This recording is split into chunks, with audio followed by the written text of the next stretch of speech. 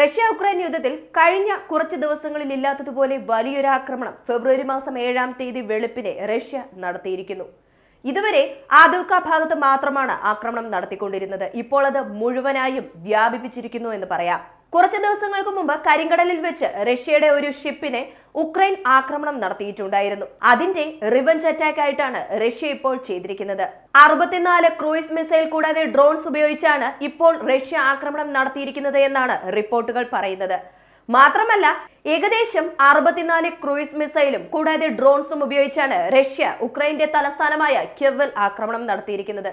ക്യവിൽ മാത്രമല്ല ആക്രമണം നടത്തിയിരിക്കുന്നത്, ഒഡേസ റീജിയനിലും അതുപോലെ തന്നെ മൈക്കലോവ് എന്ന റീജിയനിലും ആക്രമണം നടത്തിയിരിക്കുന്നു. റഷ്യയുടെ ഈ ഒരു ആക്രമണത്തെ പ്രതിരോധിക്കാനും തടയാനും വേണ്ടി ഇന്ത്യൻ രൂപയുടെ കണക്ക് പ്രകാരം നോക്കിയാൽ ഏകദേശം 1300 കോടി രൂപ വിലയുള്ള അത്രയും ആയുധങ്ങൾ വെച്ചും ആക്രമണം തടയാൻ ഉക്രൈൻ നോക്കിയെങ്കിലും അതിന് സാധിച്ചില്ല എന്ന് പറയുന്നു. അങ്ങനെയാണെങ്കിൽ റഷ്യ ഈ ഒരു ആക്രമണം എങ്ങനെയായിരിക്കും ചെയ്തിട്ടുണ്ടാവുക? 64 ക്രൂയിസ് മിസൈൽ പ്ലസ് ഡ്രോൺ എന്ന് പറഞ്ഞിട്ടുണ്ടായിരുന്നല്ലോ. അങ്ങനെയാണെങ്കിൽ ഉക്രൈനെ എത്രത്തോളം ബാധിച്ചിട്ടുണ്ട് എന്ന് ഈ ഒരു വീഡിയോയിലൂടെ അറിയാൻ പോകുന്നു. വീഡിയോയിലേക്ക് പോകുന്നതിന് മുമ്പ് ഇതുവരെ ചാനൽ സബ്സ്ക്രൈബ് ചെയ്യാതെയാണ് കാണുന്നതെങ്കിൽ ചാനൽ ഒന്ന് സബ്സ്ക്രൈബ് ചെയ്യുക. വോയിസ് ഓഫ് വിക്കിയിലേക്ക് എല്ലാവർക്കും സ്വാഗതം. കൃത്യമായി ഫെബ്രുവരി മാസം 7-ാം തീയതി രാവിലെ തന്നെ റഷ്യയുടെ Tu-95 എന്ന ബോംബർ റഷ്യയിൽ നിന്നും ആരംഭിച്ചയുടൻ തന്നെ അതിന്റെ യാത്ര ആരംഭിച്ചപ്പോൾ തന്നെ ഉക്രൈൻ അത് ഗസ് ചെയ്തു, നമ്മളെ ആക്രമണം നടത്താനായിരിക്കും റഷ്യയുടെ ബോംബർ വരുന്നത് എന്ന്. അങ്ങനെ ഒരു വലിയ എയർ റൈഡ് നടത്താനായി അവരുടെ എയർ സൈറൺ മുഴുവൻ ഓണാക്കി വെച്ചിരുന്നു. കുറച്ചധികം ദിവസങ്ങളായി തന്നെ ഉക്രൈനിലെ ഈ ഒരു എയർ സൈറൺ അത്രത്തോളം മുഴങ്ങിയിട്ടുണ്ടായിരുന്നില്ല. കാരണം ഈ എയർ സൈറൺ മുഴക്കണമെന്നുണ്ടെങ്കിൽ ഒന്നുകിൽ ഒരു മിസൈൽ വരാനുള്ള സാധ്യത ഉണ്ടാവണം, അതുമല്ലെന്നുണ്ടെങ്കിൽ എന്തെങ്കിലും തരത്തിലുള്ള എയർ ത്രെറ്റനിങ് ഉണ്ടെങ്കിൽ മാത്രമായിരിക്കും ഈ എയർ സൈറൺ മുഴങ്ങുന്നത്. എയർ സൈറൺ മുഴങ്ങുന്ന സമയത്ത് തന്നെ ആ ഭാഗത്തുള്ള ജനങ്ങൾ സേഫ് ആയുള്ള ഷെൽട്ടറിലേക്ക് പോകും, അതല്ല എന്നുണ്ടെങ്കിൽ ബങ്കറുകളിൽ പോയി ഒളിക്കും. കുറച്ച് ദിവസങ്ങൾക്ക് മുമ്പ് റഷ്യയുടെ ഇവാനോവെറ്റ്സ് എന്ന ഒരു കപ്പൽ കരിങ്കടലിൽ വെച്ച് ഡ്രോൺ ആക്രമണത്താൽ മുഴുവനായും നശിപ്പിക്കപ്പെട്ടു. അതിന് ഒരു റിവഞ്ച് അറ്റാക്ക് നടത്തണമെന്നത് റഷ്യ മുൻകൂട്ടി തന്നെ പ്ലാൻ ചെയ്തു വെച്ചിരുന്നതാണ്. അതിനുവേണ്ടി നിരവധി ഇന്റലിജൻസ് റിപ്പോർട്ടും കളക്ട് ചെയ്തു. കാരണം ഒരു സ്ഥലത്തും കൃത്യമായി പ്ലാൻ ഇല്ലാതെ ആക്രമണം നടത്താൻ പറ്റില്ല. ആക്രമണം നടത്തണമെന്നുണ്ടെങ്കിൽ കൃത്യമായ പ്ലാനും പദ്ധതിയും എല്ലാം തയ്യാറാക്കണം. മാത്രമല്ല, ഇത് വിക്ഷേപിക്കുന്ന മിസൈൽ എന്നത് റെസിഡൻഷ്യൽ കോംപ്ലക്സിൽ പോയി വീഴാനും പാടില്ല. പക്ഷേ ഈ സമയത്തെല്ലാം ഉക്രൈൻ എന്താണ് ചെയ്തുകൊണ്ടിരുന്നതെന്ന് വെച്ചാൽ റെസിഡൻഷ്യൽ കോംപ്ലക്സിന് ഇടയിലായി അവരുടെ എയർ ഡിഫൻസ് സിസ്റ്റവും അതുപോലെ തന്നെ ആർട്ടിലറി യൂണിറ്റ്സ് എല്ലാം കൊണ്ടുപോയി വെക്കും. ഇങ്ങനെ ചെറിയ രീതിയിൽ റഷ്യക്കൊരു പ്രഷർ ബിൽഡ് ചെയ്തുകൊണ്ടിരുന്നു. ഇനി അഥവാ റഷ്യ ഫയർ ചെയ്യുന്ന മിസൈലുകൾ മിസ്ഫയർ ആയി കഴിഞ്ഞാൽ റെസിഡൻഷ്യൽ ബിൽഡിംഗ് എല്ലാം തകരും. സോ റഷ്യ എന്താണ് ചെയ്തതെന്ന് വെച്ചാൽ ഗ്രൗണ്ട് നെറ്റ്വർക്കിലുള്ളവരുമായി കോർഡിനേറ്റ് ചെയ്ത് കൃത്യമായ സ്പൈ ന്യൂസ് എല്ലാം ഗാദർ ചെയ്തു. ഇപ്പോൾ അതായത് ഫെബ്രുവരി മാസം 7-ാം തീയതി റഷ്യ ഇങ്ങനെ ഒരു ആക്രമണം നടത്തിയതിന്റെ പിന്നിൽ മറ്റൊരു കാരണം കൂടിയുണ്ട്. ബ്രിട്ടന്റെ ഫോറിൻ അഫയേഴ്സ് ചീഫ് ഉക്രൈനിലേക്ക് വന്നിട്ടുണ്ടായിരുന്നു. സോ അദ്ദേഹം അവിടെ അതായത് ഉക്രൈനിൽ ഉണ്ടായിരിക്കുന്ന അതേ സമയത്ത് വേണം ആക്രമണം നടത്താൻ എന്നും പറഞ്ഞാണ് റഷ്യ ഇങ്ങനെ ഒരു പ്ലാൻ എക്സിക്യൂട്ട് ചെയ്തത്. റഷ്യക്ക് ആവശ്യമായ വിവരങ്ങൾ സാറ്റലൈറ്റ് വഴിയാണ് അവർ കളക്ട് ചെയ്തിരുന്നതെങ്കിൽ മിസ്മാച്ച് ആകാൻ സാധ്യത കൂടുതലാണ്. ഗ്രൗണ്ട് നെറ്റ്വർക്ക് വഴി ഇവർക്ക് കിട്ടിയ ഇൻഫർമേഷൻ കളക്ട് ചെയ്തത് കൊണ്ട് തന്നെ വളരെ കൃത്യമായ ആക്യുറേറ്റ് ആയ ഇൻഫർമേഷൻ ആണ് റഷ്യക്ക് ലഭിച്ചത്. ഇങ്ങനെ ലഭിച്ചതുകൊണ്ട് തന്നെ Tu-95 ബോംബേഴ്സ് ഒക്കെ ഉക്രൈന്റെ പ്രദേശങ്ങളിൽ വളരെ ഹൈ ആൾട്ടിറ്റ്യൂഡിൽ പറന്ന് അവിടെ നിന്നും ബോംബുകൾ വിക്ഷേപിക്കുന്ന അതേ സമയത്ത് റഷ്യയുടെ ടെറിട്ടറിക്കുള്ളിൽ നിന്നും hypersonic missile, Shahid drones, X-22 missiles, KH-101, KH-555, KH-55 എന്നിങ്ങനെ പലതരത്തിലുള്ള മിസൈലുകൾ ആകാശത്തു നിന്നും വിക്ഷേപിച്ചിട്ടുണ്ട്. ചില മിസൈലുകൾ ഗ്രൗണ്ടിൽ നിന്നും തന്നെയാണ് വിക്ഷേപിച്ചിരിക്കുന്നത്, മറ്റു ചില മിസൈലുകൾ നാവൽ ഫ്ലീറ്റ് വഴി വിക്ഷേപിച്ചിട്ടുണ്ട് എന്നും പറയപ്പെടുന്നു. ഇങ്ങനെ ഉക്രൈനിലെത്തിയ ഡ്രോൺസ് കൂടാതെ മിസൈലുകളെല്ലാം ഡിഫെൻഡ് ചെയ്യാൻ ഉക്രൈൻ നല്ല രീതിയിൽ തന്നെ ശ്രമിച്ചിട്ടുണ്ടായിരുന്നു. റഷ്യ 64 മിസൈൽ പ്ലസ് ഡ്രോൺസ് ആണ് വിക്ഷേപിച്ചത് എന്നും അതിൽ 44 എണ്ണത്തിനെ ഞങ്ങൾ ഡിഫെൻഡ് ചെയ്തു എന്നും ഉക്രൈൻ വാദിക്കുന്നു. ഇവിടെ ചെറിയൊരു കോൺട്രഡിക്ഷൻ ഉണ്ട്. എന്താണെന്ന് വെച്ചാൽ 44 ടാർഗറ്റ് ഡിഫെൻഡ് ചെയ്തു എന്നാണ് പറയുന്നത്. വന്നത് 64 പ്രൊജക്ടൈൽസ്, മിസൈൽ, ക്രൂയിസ് മിസൈൽ അതുപോലെ ഡ്രോൺസ് ഇതെല്ലാം ഉൾപ്പെടെയുള്ള 64 പ്രൊജക്ടൈൽസ് ആണ് റഷ്യ വിക്ഷേപിച്ചിരുന്നത്. എന്നാൽ ഉക്രൈന്റെ ഭാഗത്തു നിന്നും പറയുന്നത് എന്താണെന്ന് വെച്ചാൽ 64 പ്രൊജക്ടൈലിൽ 20 എണ്ണം ഷാഹിദ് 136 ഡ്രോൺസ് ആണെന്നാണ് ഉക്രൈൻ പറയുന്നത്. സോ ഇവിടെ 44 മിസൈലുകൾ ഡിഫെൻഡ് ചെയ്തു എന്ന് പറയുമ്പോൾ അവിടെ ഒരു ചെറിയ കുഴപ്പം കാണുന്നുണ്ട്. സോ ഡ്രോൺസ് ഡിഫെൻഡ് ചെയ്താലും മിസൈലുകൾ, റഷ്യയുടെ മിസൈലുകൾ കംപ്ലീറ്റ് ആയി ഡിഫെൻഡ് ചെയ്യാൻ ബുദ്ധിമുട്ടാണ്. എങ്ങനെ നോക്കിയാലും ഒരു 14 മുതൽ 20 മിസൈലുകൾ വരെ ഡിഫെൻഡ് ചെയ്യാൻ മാത്രമാണ് അധികമായ സാധ്യതയുള്ളത്. ബാക്കിയുള്ള മിസൈലുകളെല്ലാം കൃത്യമായി ഫയർ ആയിട്ടുണ്ട്, അതായത് അതിന്റെ ടാർഗറ്റിൽ കൃത്യമായി തന്നെ ഫയർ ചെയ്തിട്ടുണ്ട്.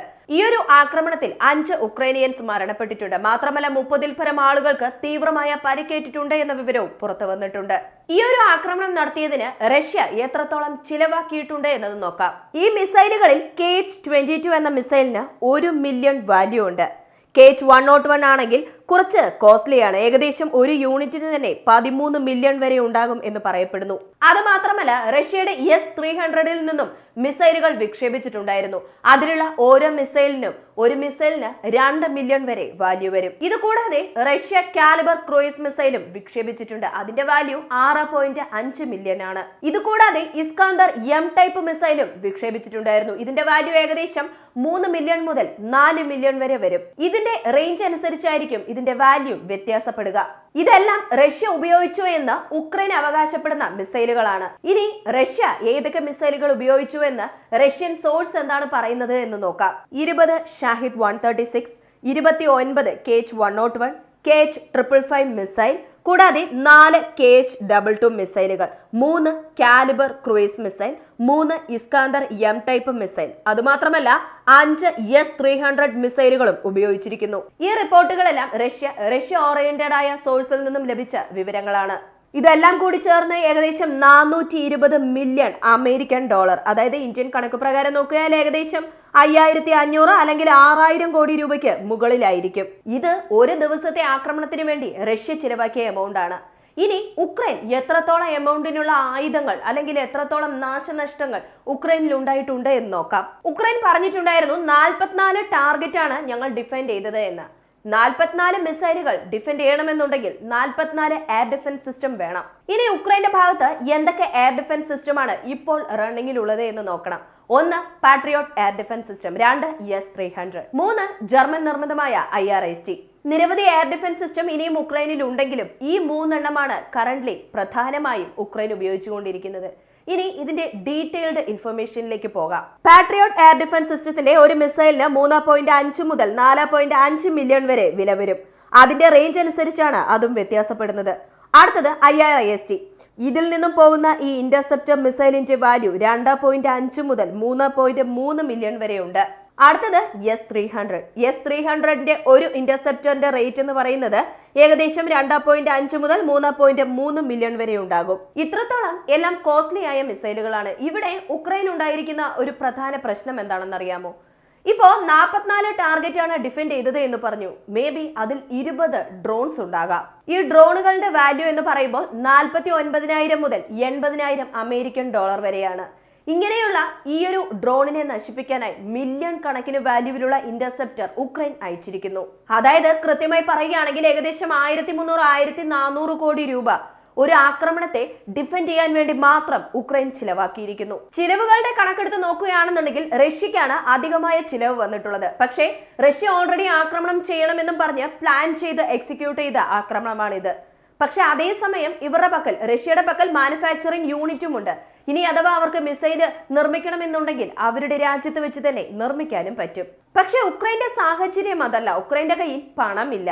ഇനി അഥവാ പണം ചിലവാക്കി പാശ്ചാത്യ രാജ്യങ്ങളുടെ പക്കൽ നിന്നോ മറ്റോ അവർ ആയുധങ്ങൾ വാങ്ങിയാലും അത് അവിടെ നിന്നും തിരിച്ച് ഇവരുടെ രാജ്യത്തേക്ക് ഇമ്പോർട്ട് ചെയ്ത് കളത്തിലെത്തിക്കണമെന്നുണ്ടെങ്കിൽ ഒരുപാട് പ്രശ്നങ്ങൾ ഉക്രൈൻ നേരിടേണ്ടി വരും. സോ 44 പ്രൊജക്ടൈൽസ് ഉക്രൈൻ ഡിഫെൻഡ് ചെയ്തു എന്ന് പറയുമ്പോഴും ബാക്കിയെല്ലാം അതിന്റെ ടാർഗറ്റിൽ കൃത്യമായി തന്നെ പോയി ഫയർ ചെയ്തിട്ടുണ്ട്. ഉക്രൈന്റെ കീ കമാൻഡർ സെന്റർ നശിപ്പിച്ചുവെന്ന് റഷ്യ റിപ്പോർട്ടുകൾ പുറത്തുവിടുന്നുണ്ട്. വിന്റർ കഴിഞ്ഞാൽ തീർച്ചയായും റഷ്യയുടെ ഒഫൻസീവ് ഓപ്പറേഷൻ ഉണ്ടെന്നാണ് പറയപ്പെടുന്നത്. അതിനു മുൻപ്, അതായത് വിന്റർ സീസൺ അവസാനിക്കുന്നതിന് മുൻപ് ഉക്രൈന്റെ കമാൻഡ് സെന്ററും അതുപോലെയുള്ള പ്രധാന ഭാഗങ്ങളെല്ലാം നശിപ്പിക്കുക എന്നത് റഷ്യയെ സംബന്ധിച്ച് അത്യാവശ്യമായ കാര്യമാണ്. അടുത്തഘട്ട യുദ്ധം എന്നത് ഒരിക്കലും റഷ്യ സ്ലോ ആയി ചെയ്യുമെന്ന് ആരും ഒരിടത്തും അഭിപ്രായപ്പെട്ടിട്ടില്ല. അവർ പറയുന്നത് എന്താണെന്ന് വെച്ചാൽ ഫെബ്രുവരി അവസാനിക്കുമ്പോൾ, അതായത് വിന്റർ സീസൺ അവസാനിക്കുന്ന സമയത്ത് തീർച്ചയായും റഷ്യയുടെ അതിതീവ്ര ആക്രമണം ഉണ്ടാകുമെന്നാണ് എല്ലാവരും അവരുടെ അഭിപ്രായങ്ങൾ പങ്കുവച്ചിരിക്കുന്നത്. സോ ഓൾറെഡി നമ്മൾ കണ്ടതാണ്, ഈ വർഷം പകുതിയാകുമ്പോൾ അല്ലെങ്കിൽ ഈ വർഷം അവസാനിക്കുന്നതിന് മുൻപ് റഷ്യ വേഴ്സസ് നാറ്റോ വരാൻ സാധ്യത കൂടുതലാണ്. അതിനു മുമ്പ് അവർ തയ്യാറാകണമെന്നുണ്ടെങ്കിൽ ഈ യുദ്ധം തീവ്രമായി തന്നെ റഷ്യ ചെയ്താലും ആശ്ചര്യപ്പെടാനില്ല. ഈ ഒരു അപ്ഡേറ്റുമായി ബന്ധപ്പെട്ട നിങ്ങളുടെ അഭിപ്രായങ്ങൾ മറക്കാതെ കമന്റായി ചേർക്കുക. വീഡിയോ ഇഷ്ടമാവുകയാണെങ്കിൽ ലൈക്ക് ചെയ്യുക, ഷെയർ ചെയ്യുക, ചാനൽ ഒന്ന് സബ്സ്ക്രൈബ് ചെയ്ത് സപ്പോർട്ട് ചെയ്യുക. വീണ്ടും അടുത്ത വീഡിയോയിൽ കാണാം. നന്ദി, നമസ്കാരം.